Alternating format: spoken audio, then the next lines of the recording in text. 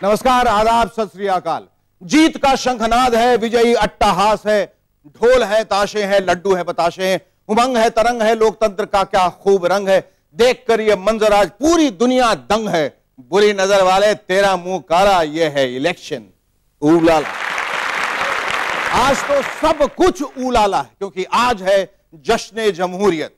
तो प्रेम से सब मिलकर बोलो, लोकतंत्र की जय। Long live Indian democracy.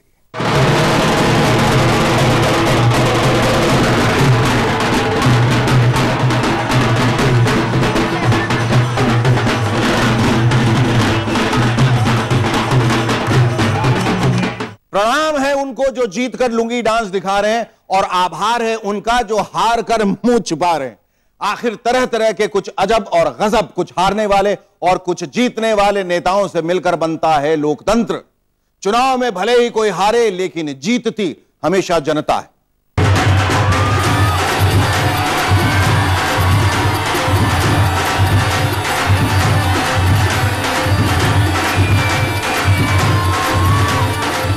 कोई हंस रहा है तो कोई रो रहा है। लोकतंत्र के मेले में तमाशा खूब हो रहा है। बड़े बड़े दम भरने वाले कई सूरमा पानी भर रहे हैं तो चुनावी नतीजों के बाद कई नेता अपनी किस्मत पर रश्क कर रहे हैं।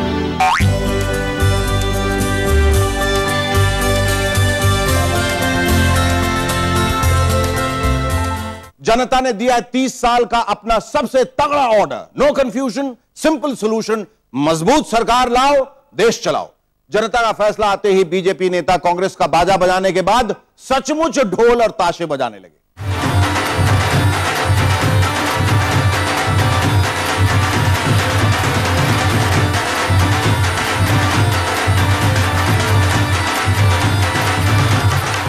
जीत का ढोल बजाते बजाते हाथ थक गए, लड्डू खा खा कर हाजमा खराब हो गया और शंख फूंक फूंक कर मुंह दुख गया, लेकिन जश्न थमा नहीं।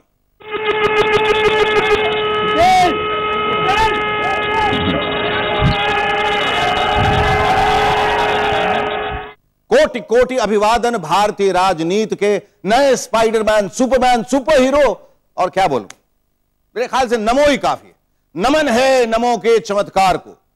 यस को हां कहते हैं, ना को नो कहते हैं, और जो अपने दम पर दिल्ली में सरकार बनवाए उसे नमो कहते हैं।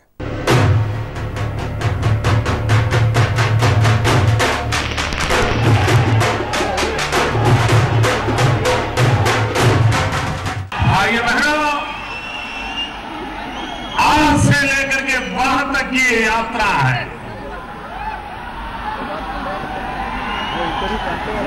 और आज आपने 5,70,000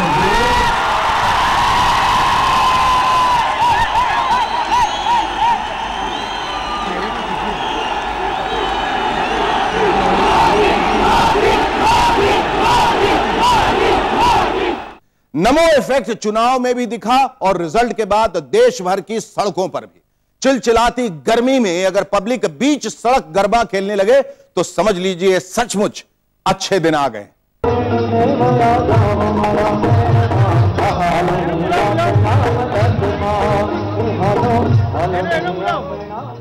अच्छे दिन आने वाले हैं, हम बासी लड्डू 3 दिनों तक खाने वाले हैं। जीत के जोश में बीजेपी ने इतने ज्यादा लड्डुओं का ऑर्डर दे दिया था कि लड्डू अगले कई दिनों तक खत्म ही नहीं होंगे। कार्यकर्ताओं को जीत के लड्डू आने वाले कई दिनों तक खाने पड़ेंगे। Idea, Modi ji Laddu security bill क्यों नहीं लाते? हर हाथ लड्डू, फट्टू हो या निखट्टू, सबको मिलेगा लड्डू। नमो is quite fond of new ideas. मुझे उम्मीद है कि उनके किसी पंटर ने यह आइडिया अब तक जरूर नोट कर लिया होगा। कांग्रेस फूड सिक्योरिटी बिल लेकर आई थी, यानी वादा सिर्फ अन्न का था। बीजेपी को एक कदम आगे जाना चाहिए। आखिर मोदी जी जो भी करेंगे कांग्रेस से अच्छा ही करेंगे।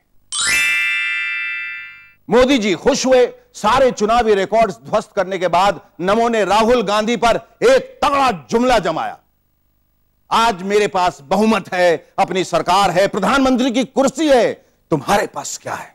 हाय, राहुल ने हमेशा की तरह वही इमोशनल जवाब दिया, मेरे पास मां है। नमो इज वेरी स्मार्ट।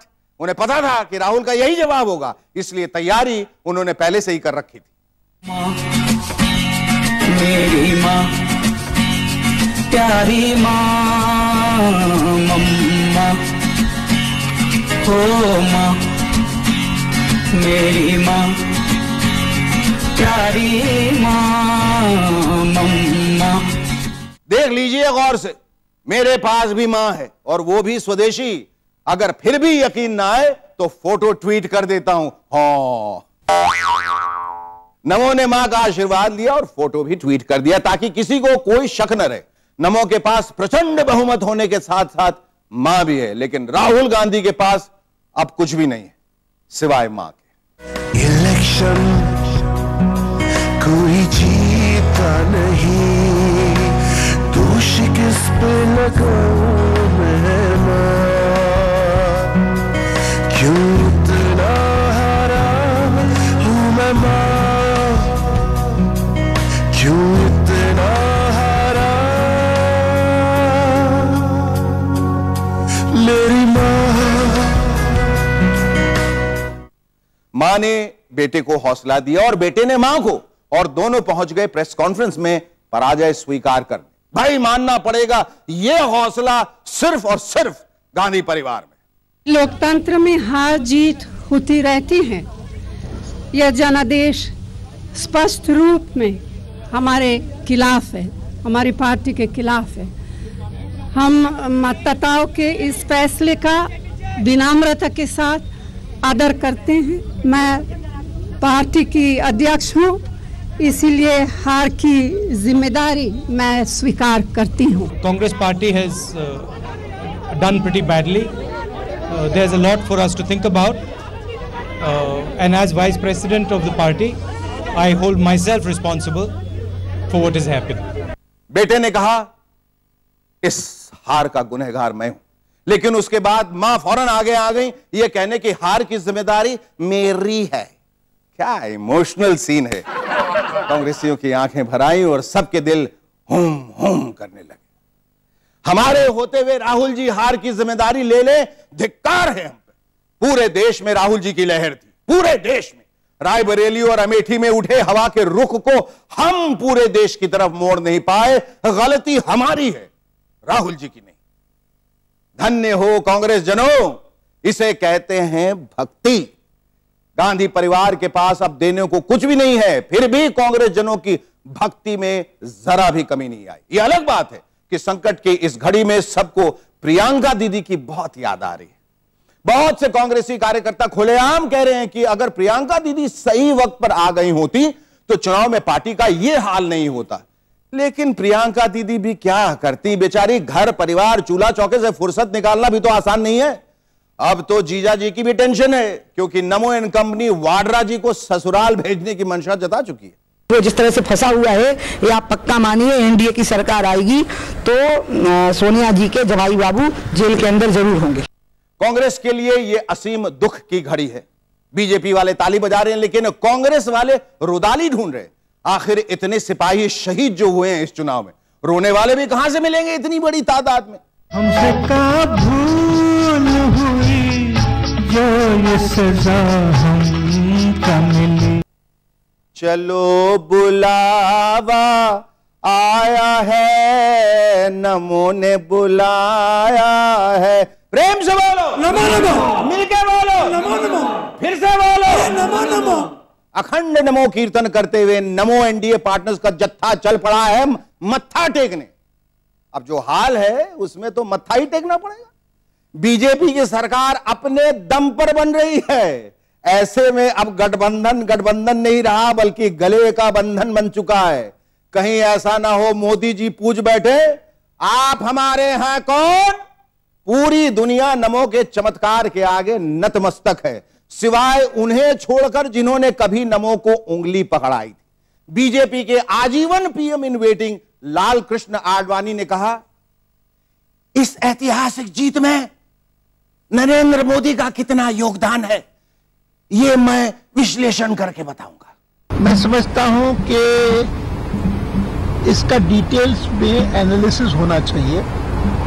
इस प्रकार के परिणाम क्यों आए हैं, उसमें नरेंद्र भाई मोदी के नेतृत्व का कितना योगदान है, फिर राष्ट्रीय स्वयंसेवक संघ के साथ जुड़े हुए जितने सारे संगठन हैं जिनमें भारतीय जनता पार्टी एक है, उन सबके साथ जुड़े हुए जो लोग हैं उनका कितना योगदान है, इन सब बातों को देखना पड़ेगा।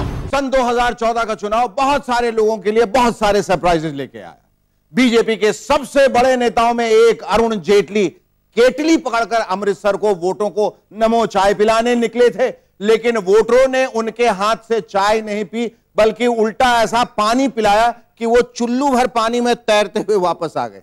चाहा क्या क्या मिला बेवफा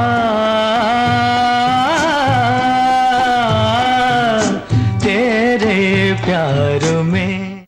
मुस्लिम यादव यानी MY वोट बैंक पर लालू जी को इतना भरोसा था कि डंके के चोट पर कह रहे थे, बट एक के हाथ से मोदी रथ रोक दूंगा, अगर मोदी को नहीं रोक पाया तो अपना नाम बदल दूंगा। हार से खिसियाई लालू जी हमेशा की तरह मोदी को भर भर के गरिया रहे, भर भर मोदी। मैंने कहा कि भारत टूटेगा या भारत रहेगा, ये 14 के बाद तो वही कैलेंडर, वही तारीख, वही 1947 क्या बोली बोला गया। ये गिरिराज सिंह जो बोली बोला बिना नरेंद्र मोदी के ब्लेसिंग के बोला कि जो नरेंद्र मोदी का विरोध करेगा उस पाकिस्तान चला जाएगा। ये तोगड़िया क्या बोला, हिंदू माला में अगर मुसलमान मकान बनाए तो उसके मकान को लूट लो, तोड़ दो। और ग्रास रूट पर क्या प्रचार हुआ। दुनिया के सबसे बड़े लोकतंत्र के सबसे दिलचस्प चुनाव की नौटंकी का आंखों देखा हाल मैंने आपको लगातार 2 महीने तक अपने मुंह से सुनाया। आशा है आपको और भौजी को बहुत पसंद आया होगा। हमें पता है चुनावी व्यंजनों से सजी फोकट के मनोरंजन की थाली के भरपूर चटखारे आज तक के दर्शकों ने लिए। आपके इस प्यार ने इलेक्शन ऊलाला को सबसे लोकप्रिय चुनावी कार्यक्रम बनाया। हम आशा करते हैं कि चुनाव जितना इफेक्टिव था, सरकार उतनी ही प्रोएक्टिव होगी। सफर खत्म करने का वक्त आ गया।